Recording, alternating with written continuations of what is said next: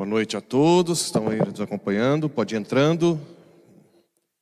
Hoje nós vamos falar sobre o pecado, parágrafo 1846, até onde der. Eu acho que até o 1864.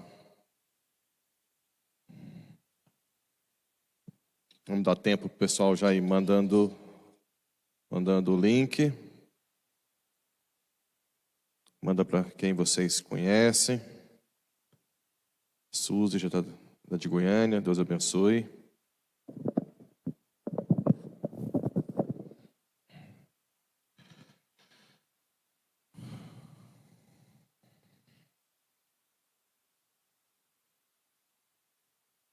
Às 7h35 já.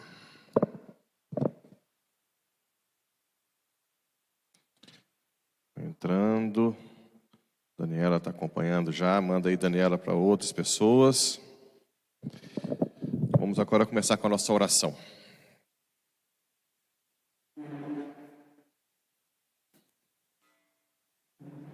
Em nome do Pai, e do Filho, e do Espírito Santo. Vinde, Espírito Santo, enchei os corações dos vossos fiéis, e acendei neles o fogo do vosso amor. Enviai o vosso Espírito, e tudo será criado, e renovareis a face da terra. Oremos. Ó Deus, que instruíste os corações dos vossos fiéis, com a luz do Espírito Santo, fazei que apreciemos retamente todas as coisas, segundo o mesmo Espírito, e gozemos sempre da sua consolação. Por Cristo, Senhor nosso. Amém. Em nome do Pai, e do Filho, e do Espírito Santo. Amém. Então, o nosso intuito é falar do pecado de uma forma mais plena, mais profunda. Depois, para entrar na questão da lei divina e da graça. A lei e a graça é uma coisa que realmente dificulta, muita gente tem muita dificuldade de entender até onde vai a graça, até onde vai a lei, a nossa ação, né? A liberdade e a graça, na verdade. A liberdade nossa, até onde eu sou culpado, até onde eu não sou culpado. Então vamos preparar para entrar. Todo mundo já está... Eu vou fazer o seguinte, para não ficar interrompendo, eu vou interagir um pouco agora, depois só no final de cada tema aqui. Para não ficar muito... Vercília, Edmar, Deuslene, Sônia Maria, Sérgio Durso, Deuslene, Edmar, Alessandra Silva, muito bem. Maria Helena já entrou, Ed Magalhães, Deus abençoe. Então agora vai mandando aí para todo mundo, eu vou começar já o parágrafo 1846. O pecado, a misericórdia e o pecado. Então, o catecismo não quis falar de pecado diretamente sem falar da misericórdia. Não existe a questão de você ver o pecado diante de Deus sem entender que primeiro Deus quer perdoar, né? Não tem... Então vamos lá. Aqui é uma introdução falando da misericórdia divina. O Evangelho é a revelação em Jesus Cristo da misericórdia de Deus para com os pecadores. O anjo anuncia a José: tu o chamarás com o nome de Jesus, pois ele salvará seu povo dos seus pecados. Yeshua, Deus que salva. Alguns teólogos veem na escada de Jacó como uma prefiguração de Cristo, que é a escada que une o povo a Deus. E essa escada sai uma voz: Deus nos salve, de baixo para cima, e de cima para baixo, eu te salvo. Então, Yeshua é como se fosse essas duas ligações. Um povo que está escravo do pecado e quer ser salvo para ir para o céu, e um Deus que vê o povo escravizado e quer levar o povo ao céu. Yeshua. O mesmo se dá com a Eucaristia, sacramento da redenção, isto é, o meu sangue o sangue da aliança, que é derramado por muitos para a remissão dos pecados. Deus nos criou sem nós, mas não quis salvar-nos sem nós. Isso é muito importante também. Deus nos criou sem nós, mas não quis salvar-nos sem nós. Aqui é aquela grande diferença entre nós e os protestantes. Os protestantes veem a salvação como uma coisa muito divina, você tem fé em Deus e pronto. A fé católica não é assim. Não é assim. Deus nos ama tanto que quer que nós participemos da salvação.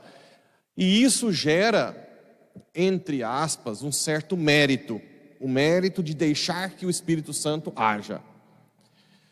Não é um mérito absoluto. Se você perguntar para o santo por que ele está no céu, não, por graça divina, por mim não estaria aqui. Mas é um mérito subjetivo, relativo, é a palavra certa. Um mérito relativo, porque também você poderia ter negado a graça de Deus, certo?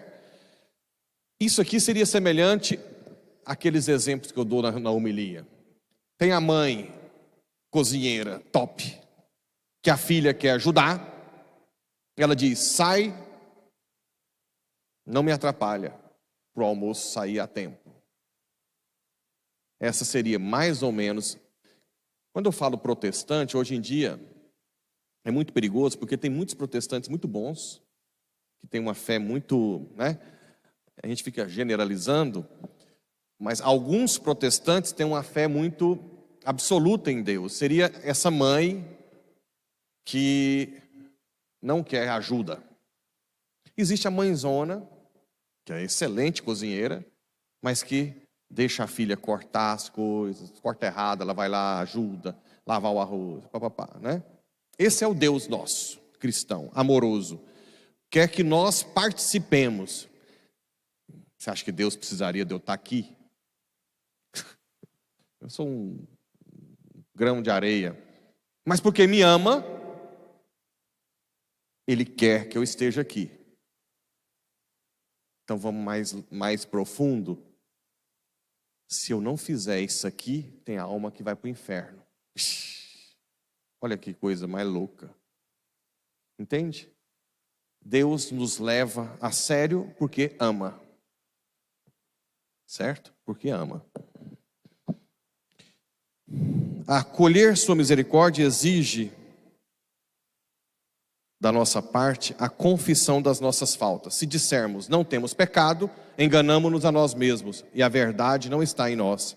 Se confessarmos nossos pecados, Ele, que é fiel e justo, perdoará nossos pecados e nos purificará de toda injustiça. 1 João 1, de 8 a 9.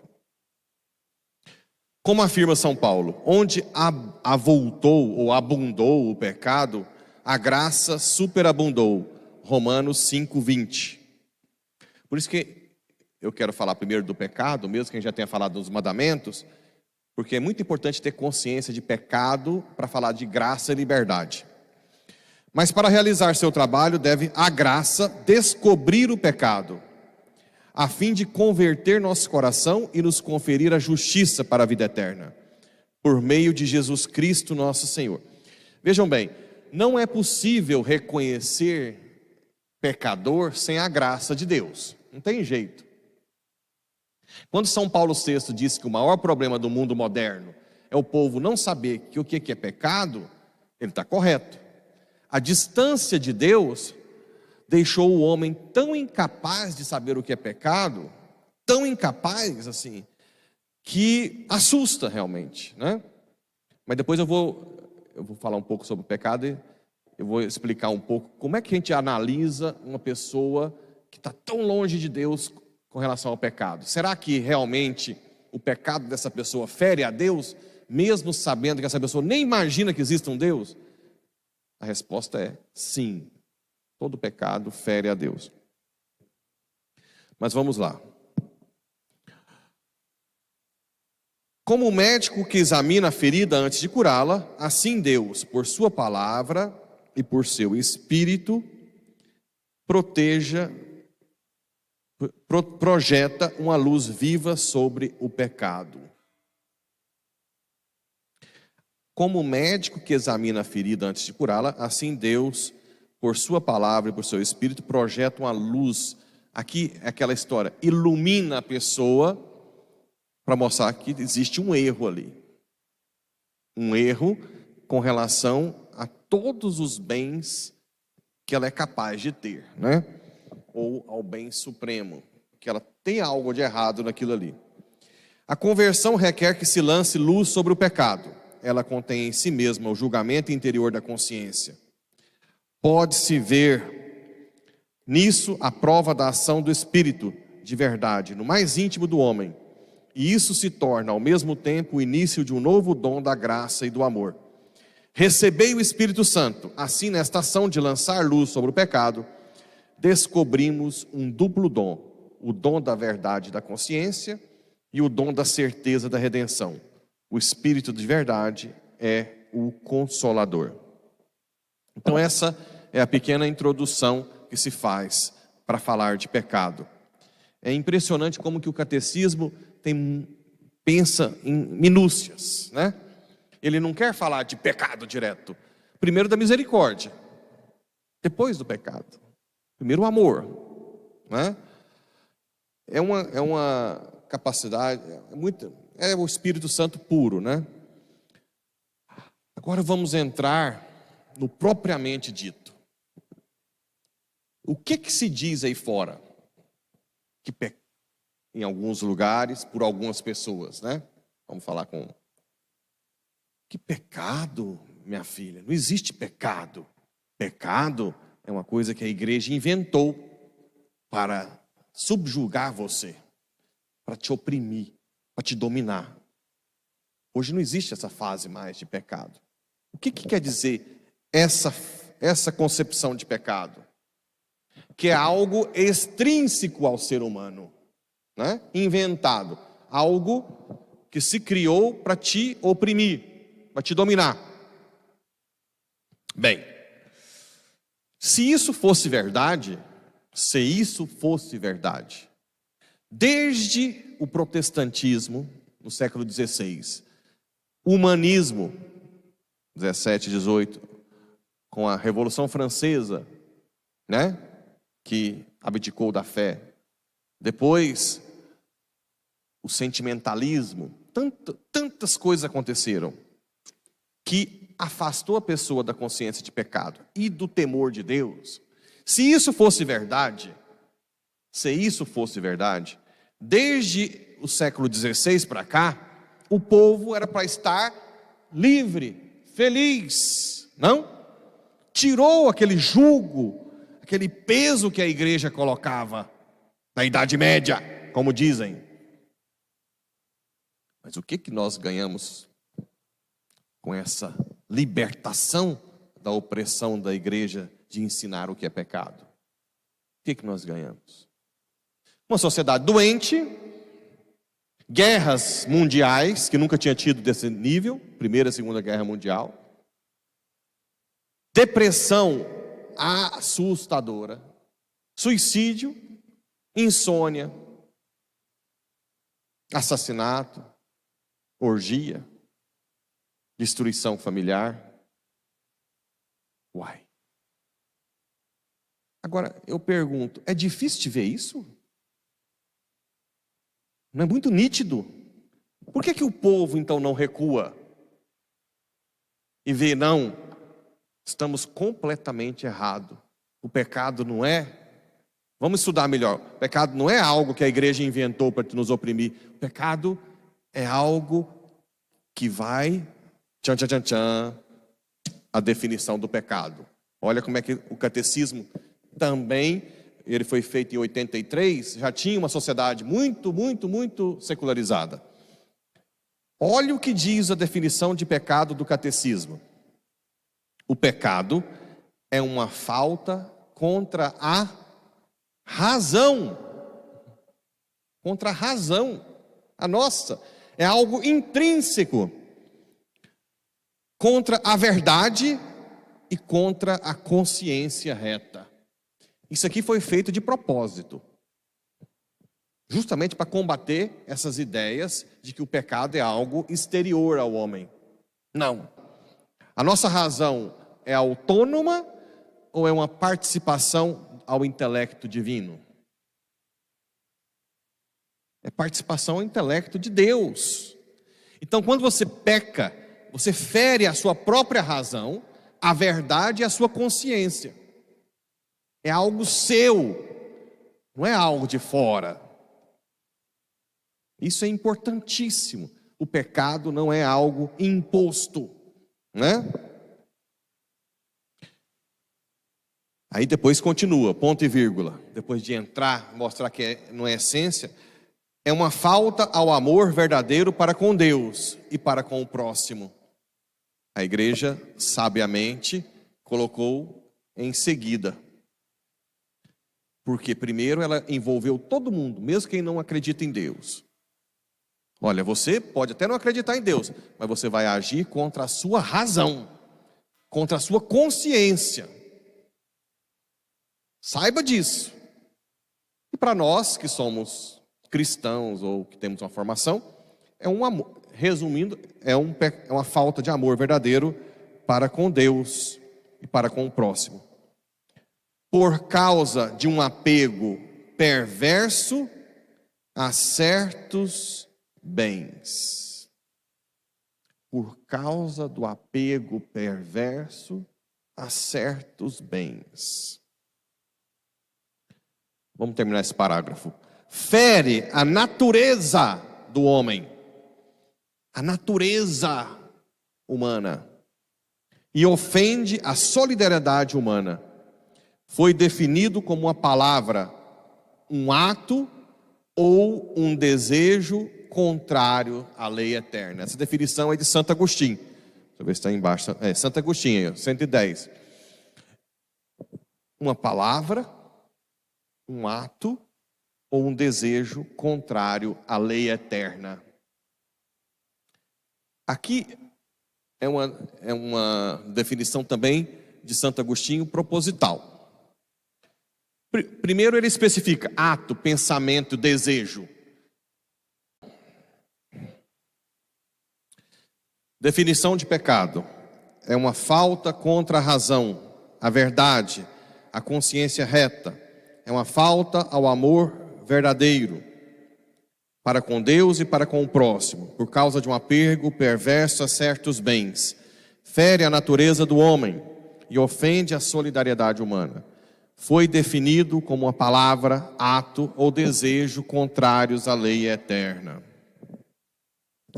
Então fere a razão, porque a razão nossa é a participação à razão, ao intelecto de Deus. Não é uma lei externa, não é uma lei opressora, né? Fere a natureza humana. Ofende a Deus, quando você faz uma ofensa direta a Deus, ou quando você faz uma ofensa ao próximo. O pecado é ofensa a Deus. Pequei contra ti somente. Pratiquei o que é mal aos teus olhos. O pecado ergue-se contra o amor de Deus por nós e desvia dele os nossos corações. Como o primeiro pecado é uma desobediência, uma revolta contra Deus, por vontade de tornar-se como deuses, conhecendo e determinando o bem e mal, o pecado é, portanto, amor de si mesmo até o desprezo de Deus.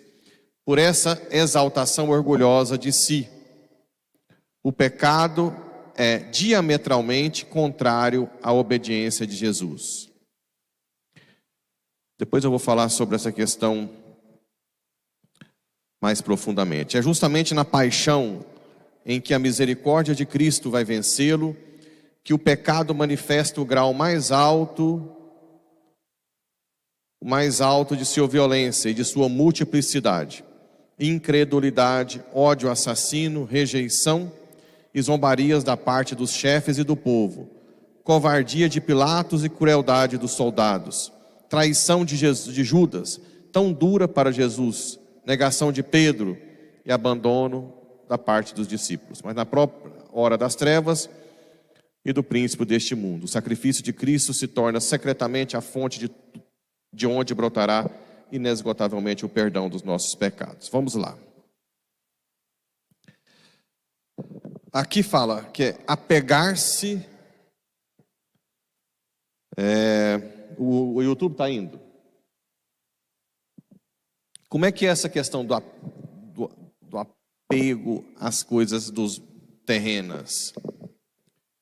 Bem, todo pecado é quando você se liga demais a qualquer criatura, seja humana, seja um bem, mais que a Deus. Isso pode ser conscientemente ou inconscientemente. Conscientemente ou inconscientemente. Por exemplo, alguém, vamos lá, uma religião, vou pegar uma coisa que ninguém espera que possa estar entre nós e o Criador. A Bíblia. A Bíblia é a palavra de Deus escrita. Certo? Ela não é toda a palavra de Deus. Ela nasceu da tradição. Ora, se eu estou para ir para o céu, se eu estou, meu caminho, o que é o reino dos céus? Que eu falei hoje. O que é o reino dos céus? Uma relação íntima com Deus. Ora, se eu absolutizo a Bíblia, como se fosse um Alcorão, se eu absolutizo a Bíblia como o Alcorão, a Bíblia é como se fosse a palavra de Deus total. E essa Bíblia me impede de ter acesso a toda a palavra de Deus que é Cristo. Ela pode ser considerada quase como um ídolo. Interessante isso. A palavra, por exemplo, se você fala com algum irmão, alguns irmãos, mas isso não está escrito na palavra de Deus. Purgatório não tem essa palavra, né? Agora, como é que a gente vai argumentar? Como é que foi escrita a Bíblia? Existe uma cópia original? Não. Se não existe nenhuma cópia original, já existe. Se a Bíblia fosse ela em si a autoridade máxima, já estaria com a credibilidade perdida, porque não existe uma Bíblia, uma cópia original completa da Bíblia. Depois, a imprensa foi inventada em 1453, se não me engano. De lá, das primeiros textos até essa data, eram feitas por copistas. Ora, se é feita por copista, ele pode errar. E é comum o erro de copista, de pular um parágrafo, mudar uma palavra. Certo? Mais um ponto que perderia credibilidade se fosse a Bíblia em si. Então, qual é a única forma de eu crer na Bíblia? Isso quem diz são os padres da igreja. Quando a igreja diz que o que está escrito lá, pode-se confiar. É inspirado. Então, só acredito quando a autoridade da igreja diz, isso é de Deus. Por isso que existem textos bíblicos, como o livro de Esther, que existem duas cópias diferentes, mas que a igreja disse que ambas são inspiradas. Então tem Bíblias que coloca misturado o livro de Esther, e tem Bíblia, igual na Conferência Episcopal Italiana, que coloca o livro de Esther paralelo, 2 livros paralelos. Então, na parte de cá da Bíblia é um dos livros. Então você tem que ler separado. Se não fosse a igreja, como é que você ia saber qual é o texto inspirado de Esther? Você tem 2 textos diferentes, que é o livro de Esther. A igreja diz, não, ambos textos são inspirados. Então, aqui, estou em relacionamento com a igreja, corpo de Cristo, que é o meu bem maior. A igreja, corpo de Cristo, que é invisível também, se faz visível na igreja. A opinião da igreja não é uma opinião a mais ou a menos, é a verdade. Eu tenho que crer nisso, certo? Se eu crer em algo humano mais do que na tradição da igreja, aquilo se torna algo que me impede de ter acesso a bens mais profundos, ao sumo bem. Então, até a Bíblia, como ela é vista, pode ser um entrave.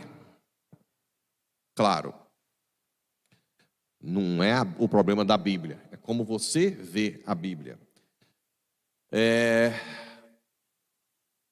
Uma pessoa, por exemplo, que gosta de jogar canastra, cacheta, todos os dias à noite.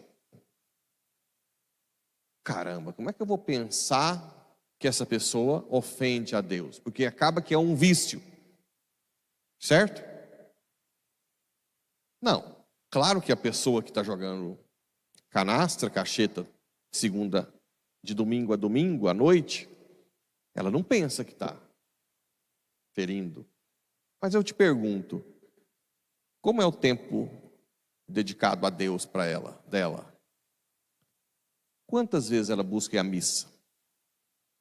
E o tempo com a família? Com a esposa, com o esposo, com os filhos? Então, aquele ato que parece inofensivo, repercute negativamente, tanto no dever com o próximo, quanto no dever com Deus. Então, sempre o pecado impede uma maior intimidade com Deus. Sempre. Senão não é pecado. Né? Se eu xingo alguém, um ato muito curto, ok, esse alguém é imagem e semelhança de Deus. Se esse alguém é imagem e semelhança de Deus, indiretamente eu firo a Deus. Aí alguém pergunta, e aquelas pessoas que não acreditam que Deus existe? Eu posso falar que o pecado dela fere a Deus? Por exemplo, essa pessoa, quando for julgada, Deus vai falar que aquele pecado feriu. O que a igreja diz? Aqui no catecismo não tem isso, vou explicar por fora. A igreja diz o seguinte: todo pecado, com relação a uma virtude ou qualquer outro, ele é com relação a algo absoluto. Então, quando você erra, por mais que você não acredite em Deus, aquele erro é erro com relação a algo que seja absoluto para todo mundo e para a sua vida como um todo. Esse absoluto é algo que fala de Deus. Por mais que a pessoa não acredite, o que é absoluto, por exemplo, um país que é ateu, um país que é budista, lá é proibido matar alguém. Esse não matar, ele é uma lei absoluta. Mesmo que alguém não acredite em Deus, que o budismo não acredita em um Deus, o absoluto diz algo de Deus. Então uma pessoa que vai depois ser julgada não deve assustar tanto quando disser que ela feriu a Deus, mesmo que não tenha tido essa consciência. Então todo pecado fere a Deus. Essa é a... Eu vou aprofundar um pouco mais, presta atenção aqui, um pouco mais, que não tem no catecismo, mas tem uns nomes em latim, mas eu quero que vocês pelo menos ouçam falar uma vez na vida disso. Existe o pecado mortal, chamado totus ex toto genere tuo, que vem totalmente do seu gênero, do gênero essencial do pecado, que são aqueles mais graves, que são os pecados que não cabem degradar-se, dividir. Por exemplo, blasfêmia contra Deus e contra a vida, que não tem como fazer uma degradação, não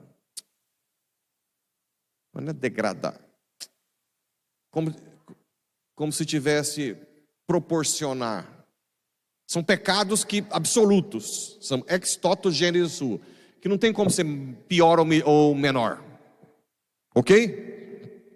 Existem os pecados que não é ex toto genere, é ex genere suo, que são os pecados que podem ser relativizados. Fugiu a palavra. Por exemplo, furto.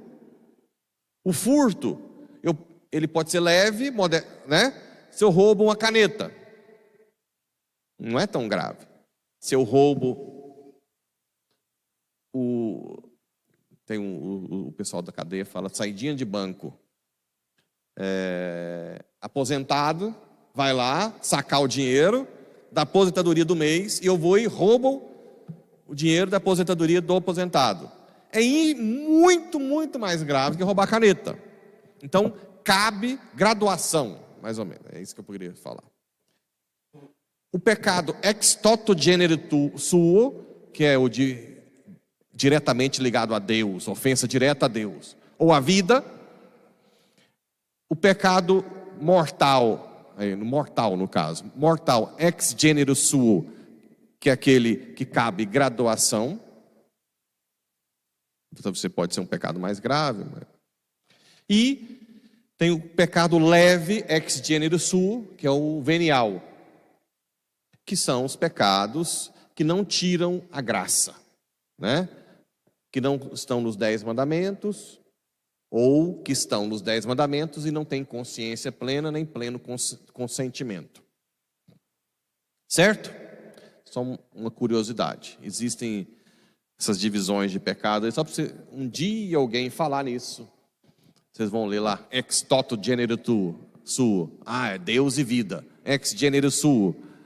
Não, são aqueles que cabem mortal ex genere suo, né? Ou leve. Outra coisa, a igreja nega, não aceita a divisão de pecados em mortal, grave e venial. É mortal ou venial. Certo? Quando eu falo grave, se uma pessoa fala grave, se ela não tiver errada na divisão dela, ela está falando de mortal. Por quê? Dizendo, o que a igreja explica a diferença entre pecado mortal e pecado venial, ela é essencial, não é de graduação. Ou seja, o pecado mortal rompe completamente com o Criador, na caridade. Certo?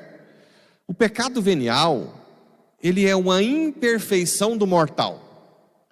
Não existe uma graduação, você vai piorando de venial para mortal. Existe uma diferença essencial.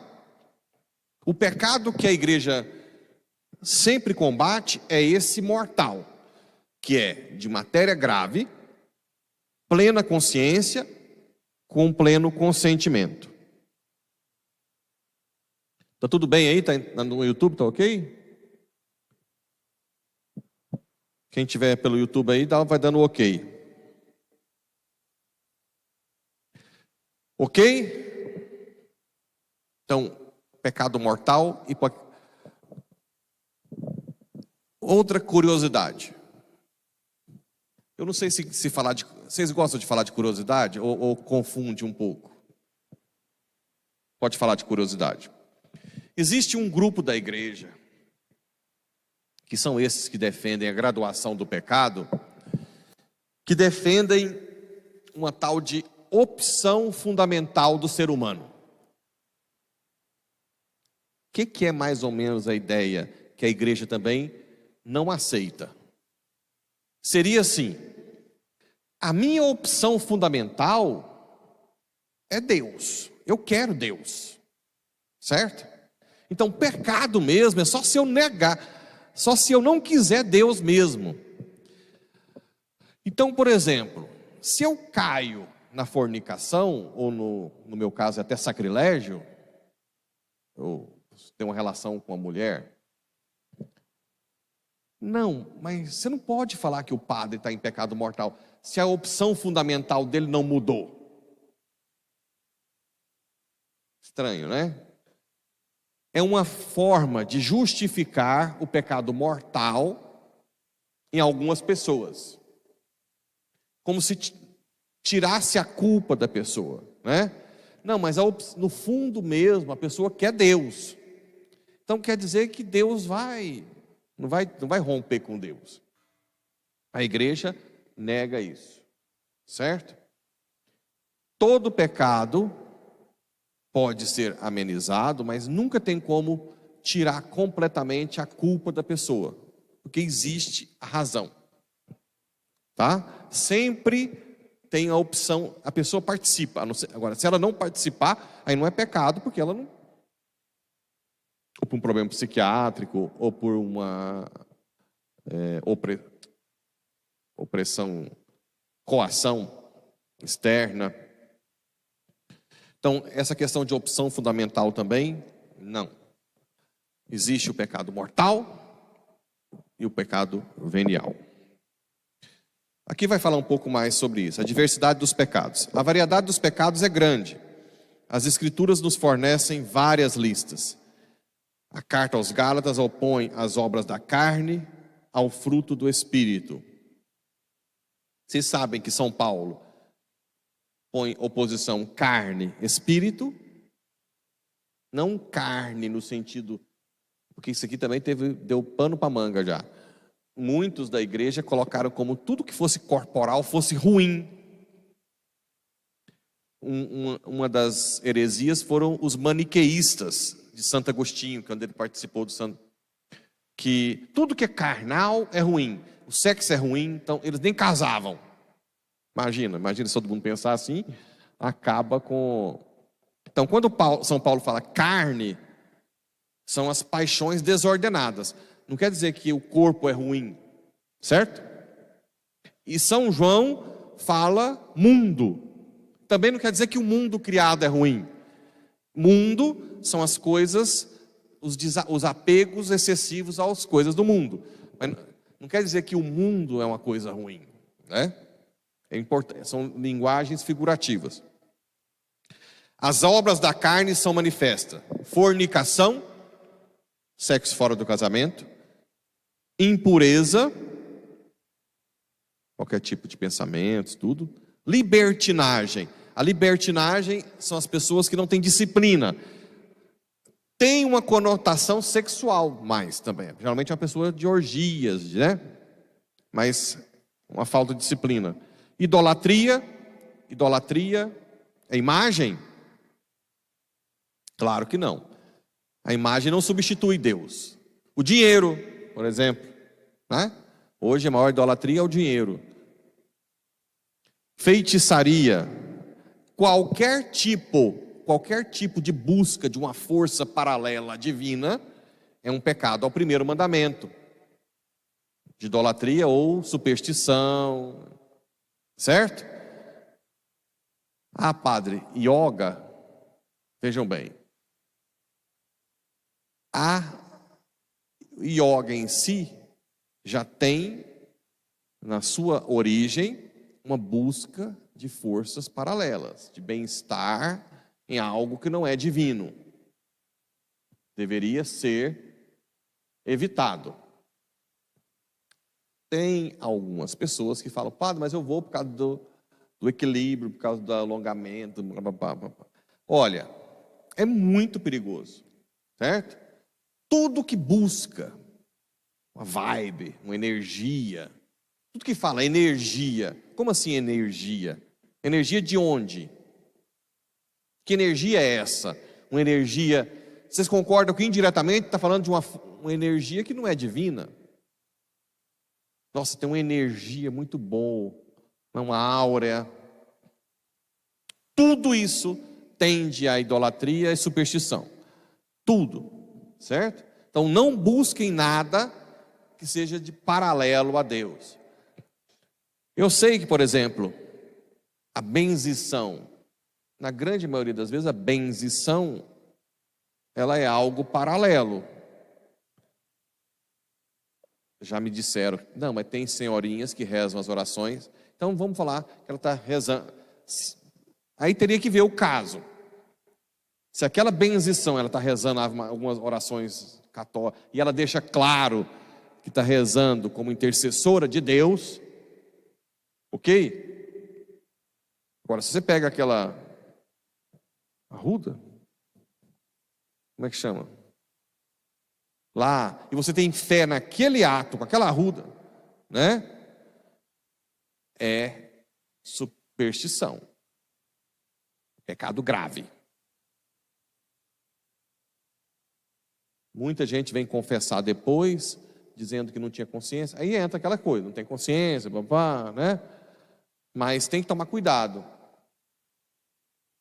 Agora, repito, se tem pessoas que falam que é benzição, mas é uma oração, intercessão, aí tem que avaliar caso por caso. Mas não vamos longe. Tercinho no braço. Se eu pergunto, você reza o terço? Não. Opa! Acende a luz amarela. O que o terço está fazendo? É um amuleto? Né? É um amuleto? Escapulário. Você reza para Nossa Senhora? Ah, difícil. Aí você usa o escapulário para me proteger do mal. É proteger o escapulário. É um amuleto.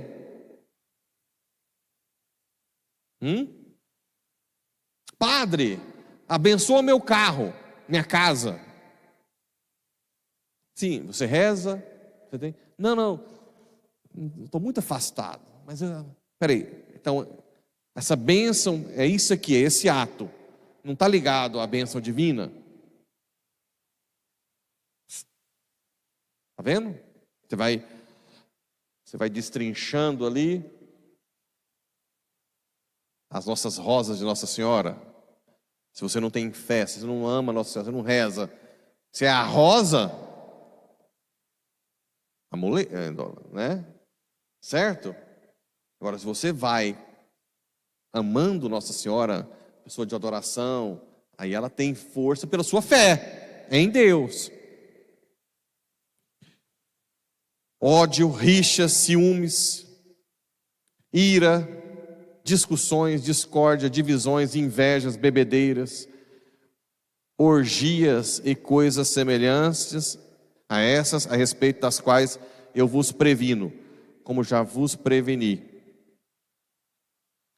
Os que tais coisas praticam não herdarão o reino de Deus.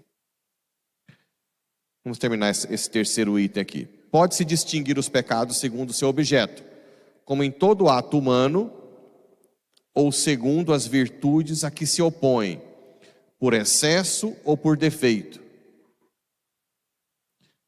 Como é que é esse negócio de se opor à virtude por excesso ou por efeito? Um exemplo, ateísmo por defeito. Não acredita em Deus. Superstição, a rosa, por excesso. Ok? Você bota uma coisa, excesso naquele ato, que por si só, sem a graça de Deus, não é nada. Você peca por excesso, superstição.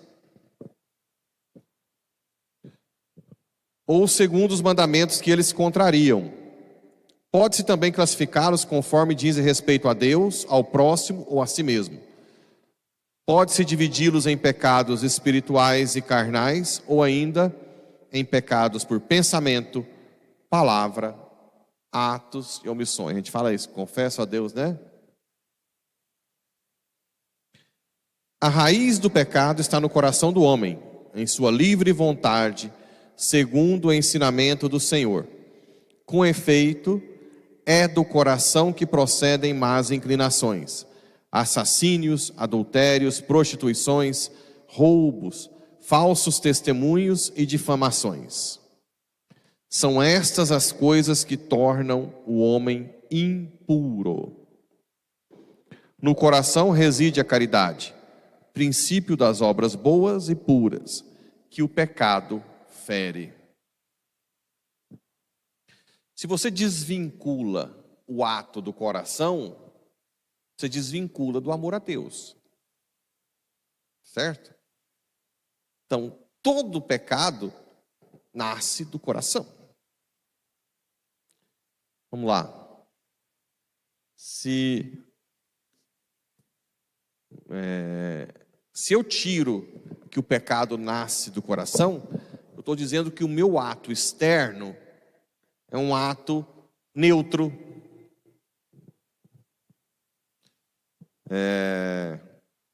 Eu levanto o braço, tem alguém aqui atrás, eu bato, né, a mão na cara do outro. Ok, levantou o braço e bateu na cara. É um pecado? Depende. Se não nasce do coração, foi um ato meu, não. Mas se eu tenho a intenção, né, uma raiva de feri-lo, sim. Então, quando você desvincula o ato do coração, perde o sentido de pecado. Por isso que Jesus fala que todo pecado nasce do coração. Porque ali no coração, o que seria coração para sentido cristão? O sacrário do homem, onde está tudo, a razão, a vontade e as paixões, ali no meio, o núcleo do ser humano, seria onde mistura tudo, né? Ali sai ou algo apegado às criaturas ou algo apegado ao Criador. Quando você dá mais importância a um bem criado do que ao bem, sumo bem, é pecado. Certo? Mas e os bens terrenos não devem ser usados? Aí entra as heresias também de alguns, os jansenianos, tiveram tantos, os cátaros. O que eles diziam? Não, você não pode ter prazer nesse mundo com nada, porque senão é pecado. Nada, você não pode nada, não pode sentir nada. Você gosta de quê? Pudim? Nunca mais como pudim. É assim? Aí é que entra a questão da virtude. A virtude é a justa medida de usar os bens terrenos como um meio até chegar ao sumo bem. Os bens terrenos não são impedimento de encontrar com Deus. Só que só é se você se para no prazer, né? Ou no bem. Por exemplo, se fosse para pensar como os cátaros, que é um tipo de heresia da igreja, se você vem à adoração, tudo bem que tem dias que você não sente nada, ou que você tem preguiça, que você não quer estar. Mas se você chegasse aqui e sentisse bem, opa, estou pecando. Eu não posso sentir bem nenhum. Eu tenho que estar sempre. Vocês riem, mas tiveram várias heresias assim. Que seria uma tendência estoica. Eu tive um professor de filosofia que ele dizia que o ser humano sempre tende ao estoicismo, que é negar tudo de prazer, ou ao hedonismo, buscar prazer por, né? É difícil manter a virtude, que é, por exemplo, eu gosto de comer, sei lá, leitoa e não sei. Eu posso optar por não comer como penitência, mas também a virtude de você comer um pouquinho e não comer mais é uma luta também. né? Se eu passo da medida, transforma em gula, já é pecado. Então, eu posso usar como penitência não comer. Eu posso usar esse bem sobriamente com virtude da temperança, né? E posso pecar. Então, o bem, o prazer em si não é ruim em si, certo? A frase, tomei sorvete lá no centro da cidade, moralmente é neutro. Ah, mas você está tomando sorvete, sorvete dá um prazer? Não, é neutro. Tomei sorvete ao invés de ir à missa, domingo. Aí já é pecado grave. Porque é em relação ao sumo bem. Eu me apeguei mais ao bem terreno. Isso também chama aversio Deo, aversão a Deus, adversus criaturas. Opto mais por uma criatura, né? Qual é o maior perigo hoje de se apegar às criaturas? Por isso que a gente tem que trabalhar muito. Afetividade. O que o demônio faz hoje para pecar é aproveitar da carência. Por isso que esse projeto de destruição familiar, ele é um prato cheio para o demônio. O que o demônio faz? Por que São Paulo diz que o problema da modernidade é não saber o que é pecado? Quando você desvincula a pessoa dos valores familiares e da noção de pecado, não sei se vocês já ouviram falar nisso, se transforma numa sociedade líquida. Não?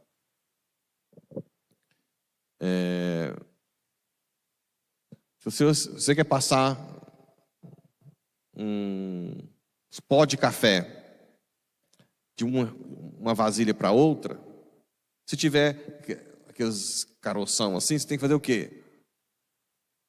Desfazer. Ok?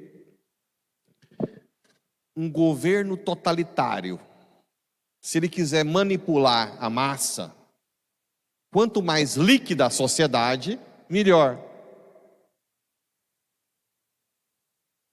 Uma pessoa carente, sem vínculo familiar, sem vínculo ao país, sem vínculo nenhum, ela quer se apegar a algo forte pela sua insegurança.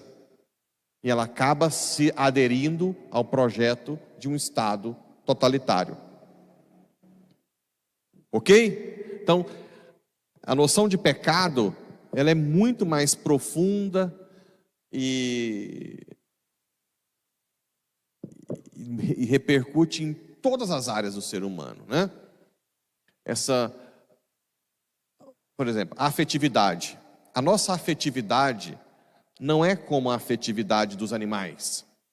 Porque a afetividade dos animais, ela é limitada ao corpo. Eles não têm uma alma espiritual. A nossa afetividade, quando se une à alma espiritual, ela tende ao infinito. Por isso que muitas vezes as pessoas que optam pelas criaturas, se você for num condomínio fechado em Goiânia, uma mulher que casou bem, ou um homem que casou bem, tem muitos bens materiais, certo? Pode viajar para o mundo inteiro. Por que ela é carente, ou ele? Porque a nossa afetividade ligada à alma espiritual só pode ser saciada por um amor infinito. Não tem jeito. Então, por isso que o pecado vai contra a natureza. Por mais que você tente maquiar a sua vida, sempre vai ficar um vazio interior. Sempre. Que só pode ser preenchido por Deus. Sempre. Sempre, sempre, sempre. Então o pecado repercute na sua vida de uma forma dramática, dramática, na natureza. Por isso que a igreja tenta hoje, como se defender, advogando para si, que não é, ela diz o quê? Não somos nós que inventamos o pecado. A igreja aprendeu de Deus qual é o manual para nós seguirmos. Simplesmente isso, né? Bem, agora já são 8h40. Então vamos parar aqui a gravidade do pecado, imortal e venial. Como é que está aí o Douglas, Giovana Luiza, Renata Martins, Ivan? Vocês podem fazer pergunta? Não sei se tem alguma pergunta para cá. Pode. O microfone está aí, Ingrid? Cleonice, Keilamar, Maria do Socorro, Carlene, Edi Magalhães, Ranicelli, Ivan, Maria Helena, Vera Valente. O Douglas está escrevendo Bauman, justamente, Sociedade Líquida. Qual que é o título do livro, Douglas? Manda aqui que eu vou falar para o pessoal ler. E o Zion Linhares também, que está acompanhando lá do Ceará. Orações por nossos sacerdotes, até mesmo o céu desejou ser família, para que a família desejasse ser céu. Muito bem. Nela se faz a paz no ouvir, no falar e na arte de amar. Família sem oração é como casa sem alicerce. A Mônica, Deus abençoe. Mônica, tem alguma pergunta até agora, mais ou menos, sobre o pecado? Nós vamos aprofundar mais, porque acabou que eu travei aí para esperar essa. Mas a gente vai. O Ivan gostou de participar. Muito bem. Alguma pergunta sobre pecado até agora?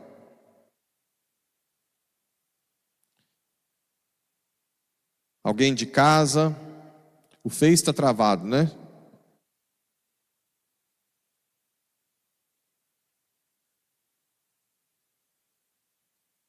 Thaís, Edmar. Não, o Face agora parece que voltou.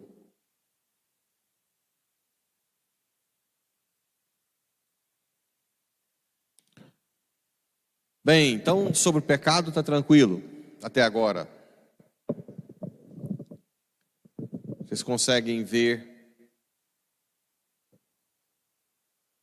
Então vamos lá, vamos para mais curiosidades. Quando o Papa São Paulo VI escreveu a Humanae Vitae, falando contra os anticoncepcionais, uma parte dos moralistas da igreja disseram que não era um assunto que a igreja deveria botar o dedo, que isso deveria ser feito por uma decisão científica, médica. E, na verdade, na época, poucos doutores em moral foram do lado do Papa. A maioria. O que quer dizer isso, hein? Quando eu digo Papa Paulo VI, você não pode escrever isso, porque isso é uma coisa da medicina. O que está por trás? Uma visão deísta. O que é a visão deísta da Revolução Francesa? Um Deus que te cria completo e te larga. Aí, da partir dali, você toma conta da sua vida sozinho. Seria como se o meu pai, sei lá, nem tem jeito, porque o ser humano nasceu para depender dos pais, né? Se meu pai me desse dinheiro, toma aí com 1 ano de idade, faz agora, toma conta da sua vida, eu ia morrer. Como acontece com o ser humano, com a alma do ser humano que pensa que Deus é assim. Então, no fundo, essas pessoas colocam a nossa razão como independente da razão divina. Por isso que o catecismo fala que é um pecado contra a razão. Pecado é um ato contra a razão, porque a nossa razão é participação da razão divina.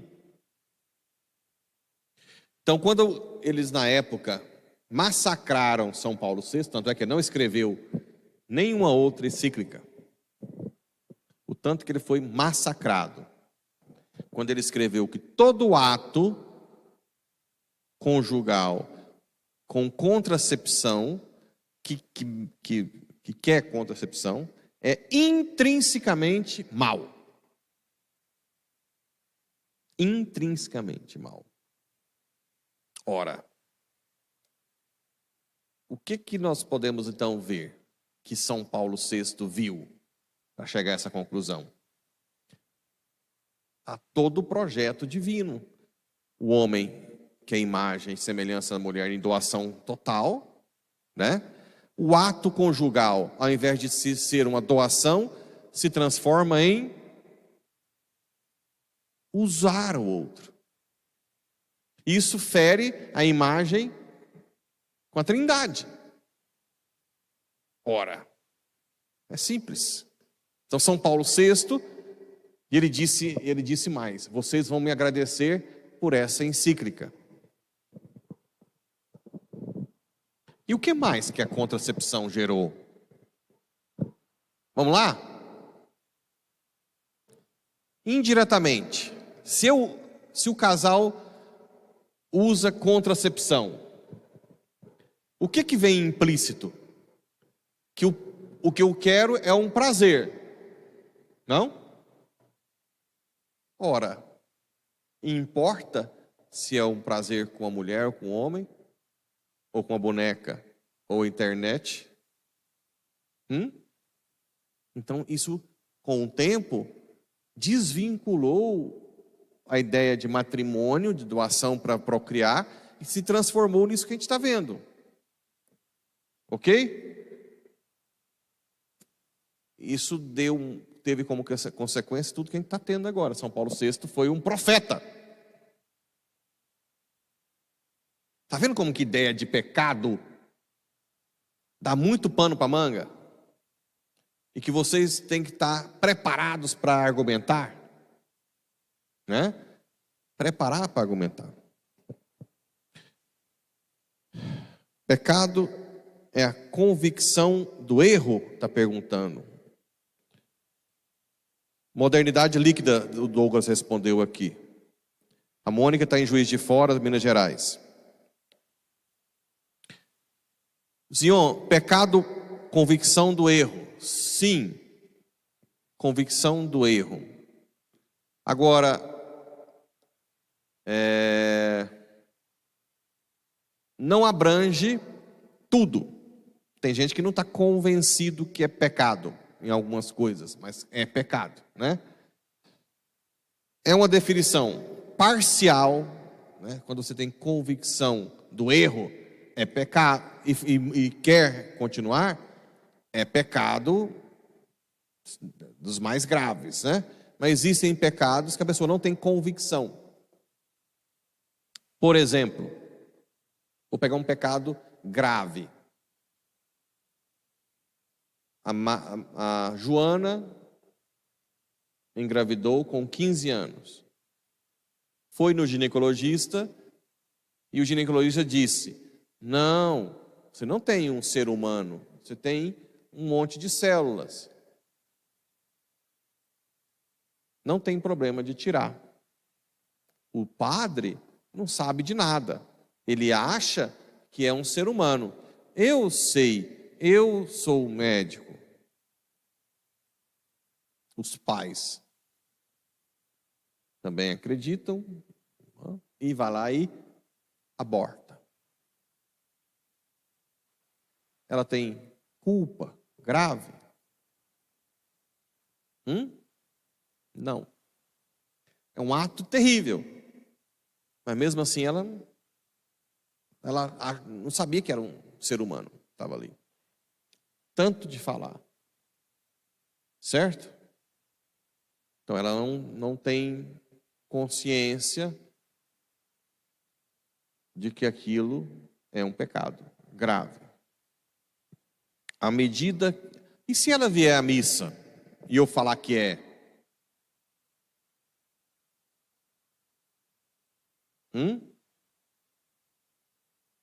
Não, aí depende da credibilidade minha com ela. Se ela me viu pela primeira vez, e se o médico dela, ela confia muito mais, eu tenho que ganhar a credibilidade dela. Porque senão seria, toda vez que eu falo uma coisa na missa, e todo mundo agora vira pecado mortal? Não. Eu tenho que, isso se chama teologia da credibilidade. Eu tenho que provar com a minha credibilidade que o que eu falo é verdadeiro. Aí envolve a minha vida pessoal, o meu exemplo, a minha oração, tudo. Tem que rezar pela pessoa, a minha vida, porque senão eu perco credibilidade. Pois é, se a pessoa leu na Bíblia, está perguntando. Depende. A Bíblia, para mim, foi os homens que escreveram. Foi vocês da igreja que inventaram. Ela não tem condição de entender que ali é inspirado pelo Espírito Santo. Aí você tem que ter paciência com ela, né? Até ela... Na verdade é o seguinte, não existe remédio melhor para um pecador que não consente que é pecador, do que levá-lo a uma experiência pessoal com Jesus. Não é interessante discutir o que está errado, o que não está errado, o que é pecado, o que não é pecado, quando a pessoa chega de fora. É importante levá-la a um encontro pessoal com Jesus. Porque depois ela mesma vai procurar saber o que é por amor a Cristo. Essa discussão, olha, você, tudo bem, pode frequentar, mas aquilo que você está fazendo é errado. Não tem muito sentido isso. Espera. Deixa a pessoa ter um encontro pessoal com Jesus.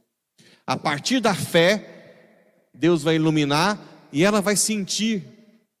Tem, por exemplo, muitos testemunhos. Na renovação tem muito. Gente que faz oração de libertação ou pregação, e sem falar nada, os jovens tiram os piercings. Não tem? Já viu isso acontecer? Não que, tudo bem, mas se sente mal. O pregador fala, mas eu não falei nada, mas eu não quero mais. Só do encontro pessoal. O jeito de vestir, né? Tem gente que muda na hora, pede alguma coisa para... Não se sente bem com o tipo de camiseta.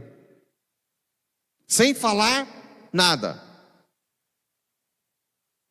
Então, com relação a isso, eu diria, leva a pessoa ao encontro pessoal com Jesus. Dom Pedro Fernandes Sardinha foi devorado pelos índios. Está perguntando se foi pecado. Bem, os índios não tinham essa consciência, né? Os índios vão ser julgados, os índios anteriores, que não tinham antes do cristianismo, eles vão ser julgados de acordo com a lei moral natural. Olha, como é que Deus vai julgar o canibalismo? Porque o canibalismo vai contra a lei moral natural. Certo? Aqui existe um pouco de culpa. Sim. O canibalismo, o próprio ser humano, todo atentado à vida. Agora, se ele foi condicionado desde pequeno, vai amenizando, né? O fato de não ter sido catequizado, ameniza. Provavelmente não é mortal, mas os índios devem ser julgados, assim como os budistas, de acordo com a lei moral natural, com a consciência. As pessoas que agem de acordo com a consciência e a sua lei moral natural podem ser salvos pela igreja, que é o corpo de Cristo, que é por Cristo.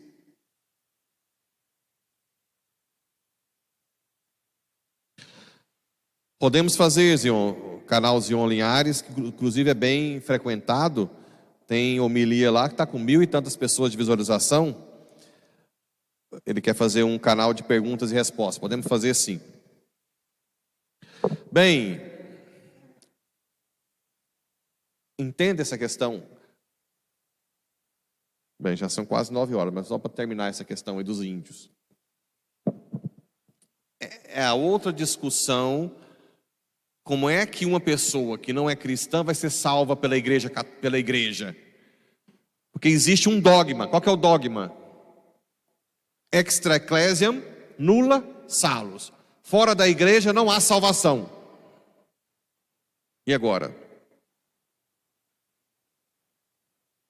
Bem, eu já expliquei algumas vezes a informação, mas vou repetir, porque quanto mais repete...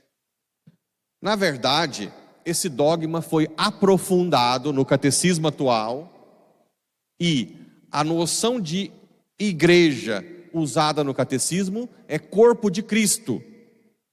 Então, se a igreja é corpo de Cristo e não existe salvação sem Cristo, toda salvação passa pela igreja. Mesmo a do budista, do índio, quando age de acordo com a consciência. Agora, não se preocupem, que tudo vai ser julgado com toda a justiça possível.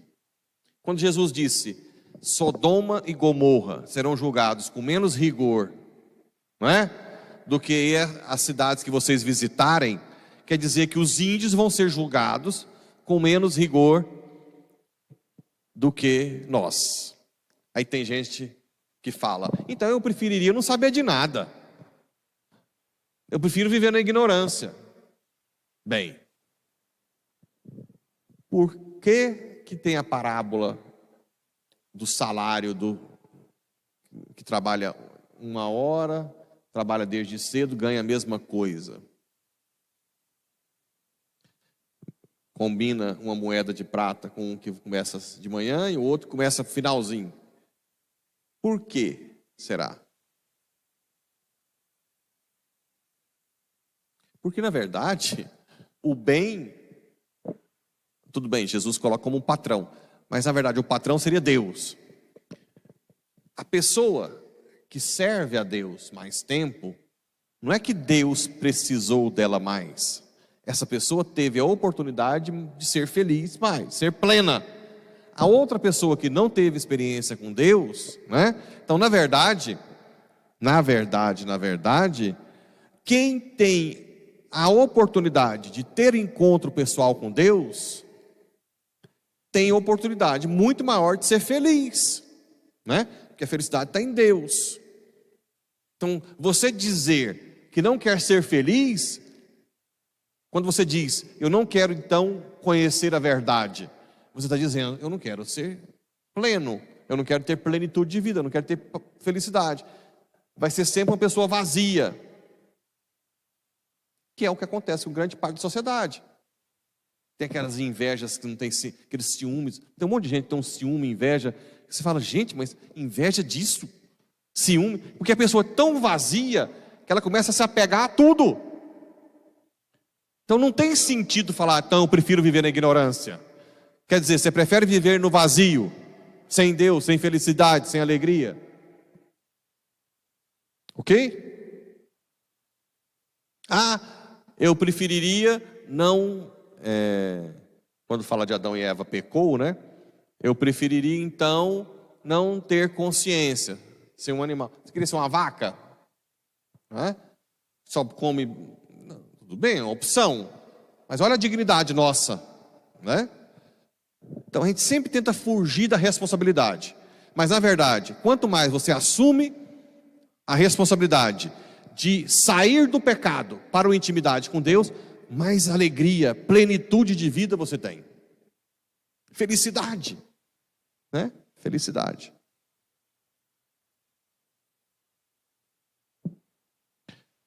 Eles vão estar escrevendo 2 Coríntios 5,10. Porque teremos de comparecer diante do tribunal de Cristo. Ali cada um receberá o que mereceu, conforme o bem ou o mal que tiver feito enquanto estava no corpo. Muito bem. Bem, mais alguma dúvida? Não, né? Vocês nem tiveram dúvida, eu estou falando só de curiosidades.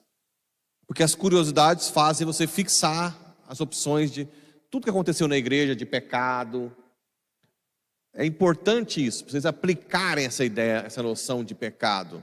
Uma amplitude, os problemas que tiveram na igreja, essa opção fundamental, essa desvinculação da nossa razão, a razão divina.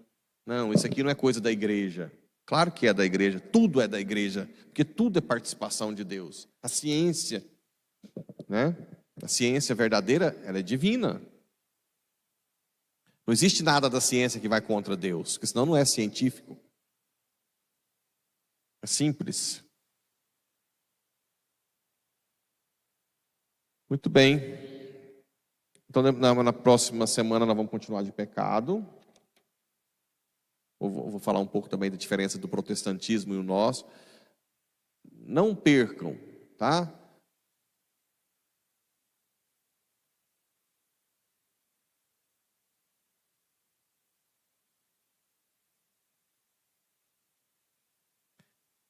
Tem um microfone? Não? Fala, porque senão o pessoal fica lá de casa, fica perdido. Um questionamento que eu tenho a respeito de pecado. O pecado de Adão com o pecado de Judas, né? Adão e Eva e de Judas. Olhando em paralelo, são dois pecados gravíssimos. Né? E o que o senhor fala para nós a respeito de que o Senhor desceu à mansão dos mortos? A gente reza isso, eu acredito que no sábado, né? Para buscar o corpo de Adão. Aí a gente fica questionando, mas e Judas? Porque eu já ouvi rumores de que a igreja tem o desejo de santificar Judas. Isso é verdade também? Então, vamos lá. Aqui é justamente o que eu falei que ia falar na próxima vez. O de Adão é um pecado que a gente chama de original, que dá a ruptura com o Criador. A opção de não querer mais viver totalmente dependente do Criador. Chama pecado original. Ele não é um pecado de culpa total. Ele não, Adão e Eva foram seduzidos e romperam com o Criador pela sedução da serpente. Mas o Criador, em seguida, começou um projeto de reconciliar o gênero humano. Os protestantes, por isso que eu estava falando, também quando eu falo protestante depende, né? Mas o protestantismo no geral, veem pecado original e pecado atual a mesma coisa, que é o que você está pensando. Não é. Por exemplo, a criancinha nasce, ela tem um pecado original? Ela tem culpa disso? Não. Então, pecado original é uma coisa. Pecado atual é outra coisa. Para os protestantes é a mesma coisa. Vou ter que terminar, senão fica incompleto. Para os protestantes, o pecado original destruiu a razão humana. Nós não somos mais capazes de nada de bom. Mistura pecado original com pecado atual. O ser humano não é capaz de... Aqui surge solos fides. Basta que você tenha fé no Salvador. Você não presta, não vai dar conta mesmo. Então você crê no Senhor com duas testemunhas, você vai ser salvo. Essa é uma fé protestante. Solos fides. Só fé. A nossa razão está tão destruída que nós não somos capazes. O que fere aqui? A justificação. A graça de justificar. Então você tem fé. E você vai tocando sua vida aí. Você não dá conta mesmo, mas você vai crer em Deus. Esse é o mistura pecado original com pecado. A Igreja Católica não mistura. Pecado original não tem culpa, né? Ou seja, depois do pecado original, Adão se arrependeu, né? Ali ele... Bem, a igreja não afirma que Judas está no inferno. Sabe-se que ele se enforcou, né? Suicidou. Tem indícios, porque Jesus diz, é melhor não ter nascido, né? Não é isso que Jesus fala? Do que trair o Jesus. Tudo bem, há indícios fortes. Por quê? Porque Judas não conseguiu se perdoar. Seria aquele pecado de desespero, de desesperança, de não confiar na misericórdia. Coisa que Pedro fez. Pedro confiou na misericórdia. Lembra que o que condena é quando você não aceita a misericórdia? Pode ser que Judas, com o seu ato, tenha indícios que não tenha. Adão aceitou, falou com Deus. Certo? Então o pecado original é essa tendência à autossuficiência, a ser Deus, que gera pecados atuais, que são os que contam. Certo? Então, comparar Adão com Judas é misturar pecado original e pecado atual. Não existe essa mistura, só no protestantismo. Só uma curiosidade, pra vocês entenderem um pouco o protestantismo. A presbiteriana, por exemplo, ela acredita na dupla predestinação. Tem gente que nasce... Não, agora eu vou chegar até a presbiteriana. Se a minha razão não é capaz de Deus de justificar, vamos lá, vamos pouco a pouco para vocês entenderem do protestantismo. Se é só pela fé, se eu não sou capaz com a minha razão de melhorar, vocês concordam comigo que Deus tem que escolher quem vai ser salvo? Não tem jeito aí, porque se nós não damos conta, só cabe, aí vem a dupla predestinação. Por isso que a presbiteriana, ou mesmo a luterana também um pouco. Se a minha razão não é capaz de descobrir a vida virtuosa, tudo, Deus tem que escolher quem vai e quem não vai. Por isso que surgiu a teoria da dupla predestinação. Porque se disser que o meu esforço para ser melhor vale, aí vai contra essa teoria deles, da solos fides, só fé. Aí depois, mais para frente, que ainda tem em voga, aí só para vocês entenderem como é que uma coisa puxa a outra. Aí falaram assim, uai, tá bom, qual é o sinal que nós vamos ver de quem Deus escolheu para ser salvo?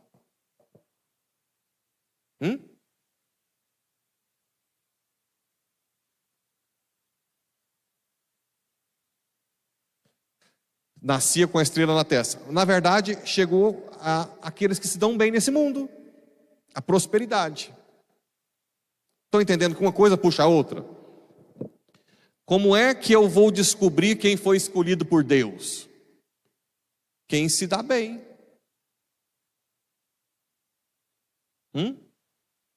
Está vendo como que um erro inicial puxa outros? Se a minha razão não é capaz de Deus, nem de me justificar, Deus tem que escolher quem vai para o céu. A dupla predestinação. Você vai para o inferno. E como é que eu vou saber quem é que Deus escolheu? Quem se dá bem na vida. Certo?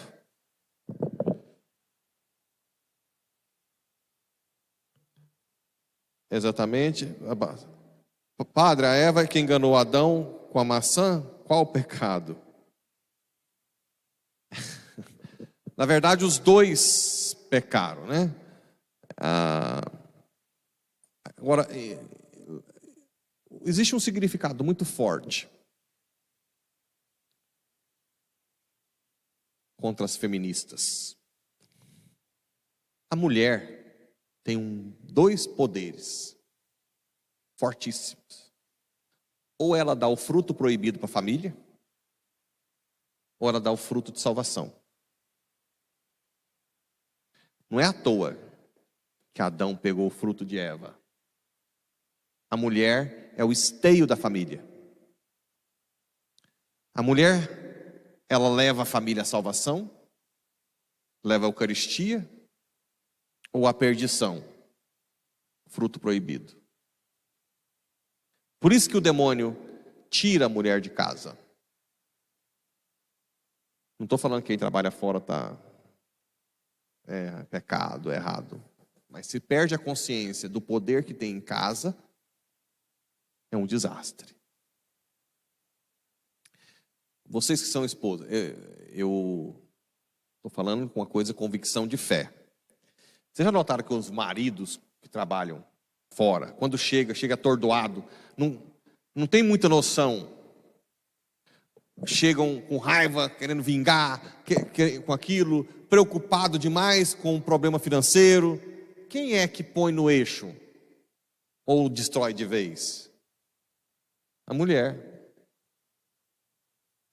Então, Eva, né? Ela pode, a Vera Valente também está perguntando. A Eva, a mulher, tanto é que ela falou para o Adão, ele comeu rapidamente. Né? Rapidamente.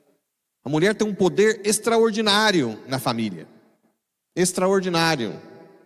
Uma família que a esposa trabalha para salvar os filhos e o marido, dificilmente vai à condenação. Por que a mulher que vem mais na igreja? Veja vocês, olha isso aí. Por quê? Porque vocês têm mais capacidade de entender dentro de um contexto universal que existe algo a mais. O homem bitola em qualquer coisa. Quem que vai mais perder dinheiro na cacheta? A mulher ou o homem? O homem.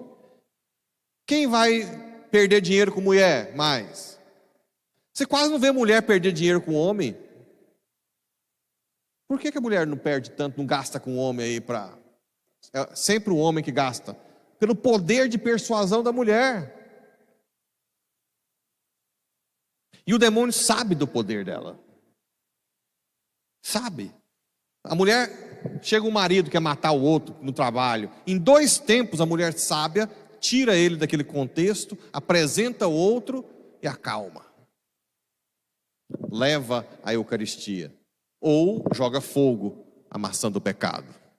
Sempre. Esse é um poder que só o demônio sabe. Porque, só o demônio não, só e a igreja, né? E o demônio tira ela o tempo inteiro de casa, né? Tem vergonha de ser dona de casa, ser mãe, o papel de mãe, educação familiar e assim por diante. Certo? E quem comete suicídio? Bem, o suicídio é um pecado de matéria grave, mas o consentimento varia. Pode ser amenizado pela coação, depressão, vários que tira de ser mortal. Então, quem suicida pode ir para o céu. Mas conta muito com as nossas orações, né? Temos que rezar muito, muito, muito, muito, muito. Não é garantido que todo mundo que suicida está no inferno, jamais. Ok? Zion Linhares, Provérbios 31:10. Uma mulher virtuosa, quem pode encontrá-la? Superior ao das pérolas é o seu valor. Muito bem.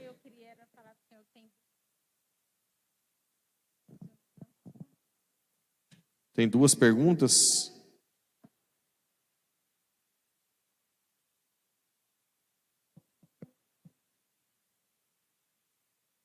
Bem, o que a igreja pensa sobre a medicina chinesa? Teria que ver caso a caso, né?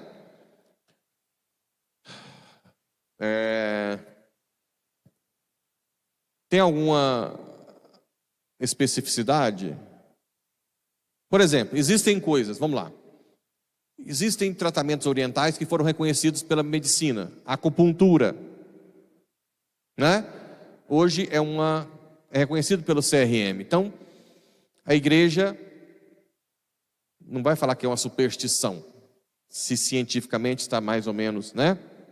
Massagens. A massagem em si faz bem, pode, né? Pode ser uma massagem oriental. O que mais poderia ser? Chinesa, alguma coisa? Algum tipo de alimentação ou de óleo? Bem, pode ser que tenha um papel medicinal. Como? Gentileza. Muito bem, você está com a cabeça no rumo bom. Mas assim, se é medicina, vamos tentar esclarecer. Se é pela ação medicinal, não tem problema. Ervas, chá, né? Se é pela energia, se é uma vibe, entende a diferença? Aí você tem que analisar. Abriu. Chakras, eu não conheço. Chakras. Então, aí vocês têm que usar a razão para cada coisa. Por exemplo, massoterapia é pecado? Não, você está usando massoterapia para, né? Pilates? Não, é medicinal. Não, mas olha, agora tem tal coisa. Tem uma coisa também que o povo usa muito que é pecado. Me perguntaram já. Eu não vi a pergunta da Terezinha, não. Qual é a outra?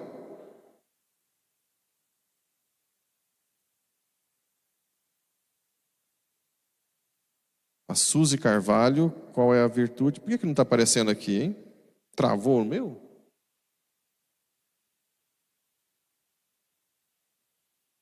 Não? A virtude para vencer a inveja.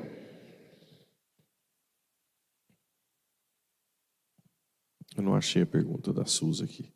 Olha, a inveja, o que é inveja?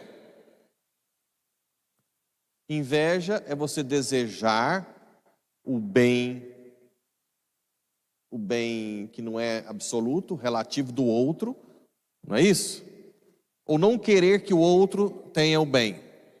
Ora, qual é o bem absoluto, o sumo bem? Deus. Deus quer você? Sim.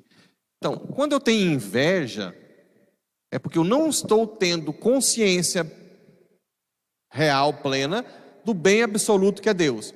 Qual é o remédio para a inveja? Intensificar a minha intimidade com Deus, até eu ver que os bens celestiais são infinitamente maiores que os bens temporais. Certo? Tem gente que fala assim, ai, padre, tem hora que me dá uma compulsão de comprar, e eu vejo as pessoas comprando, me dá uma inveja. Por que você quer comprar aquilo?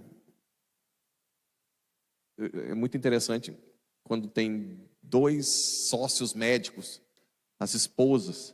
Se uma compra um trem, outra quer comprar outro negócio. Se uma faz uma casa, não, você tem que fazer uma casa, você está ficando para trás, né? Agora, o que leva à inveja? Não ver os bens maiores. O reino dos céus é um reino que você encontra, vê que nada se compara, vai e vende tudo que tem.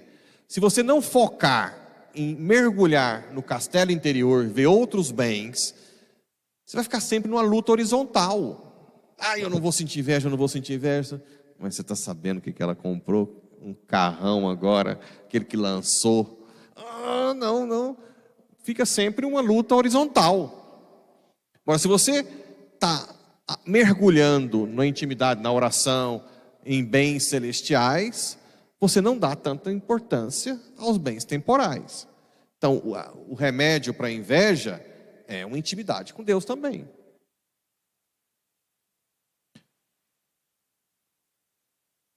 Deixei mais alguma pergunta? Não, né?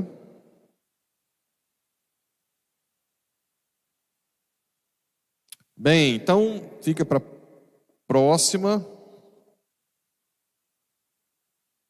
a nossa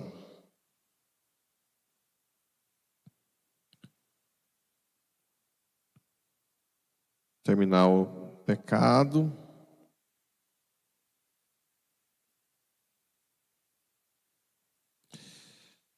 E a gente termina na próxima aula, formação.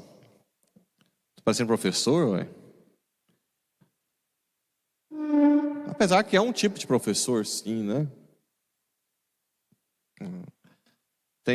É um tipo de ensinamento. A gente fala do pecado venial e da proliferação do pecado. Aí, depois, a semana que vem a gente vai discutir o seguinte. No catecismo, vai falar sobre a comunidade, a sociedade em si, antes de chegar na liberdade e graça. Tem a opção de pular e ir direto para a graça e liberdade, ou estudar um pouco sobre a sociedade, o que é bem comum.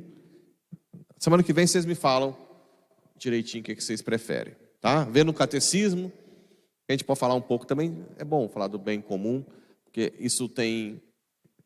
Na próxima semana a gente fala do pecado social, pecado que vai ter o juízo particular, o juízo final.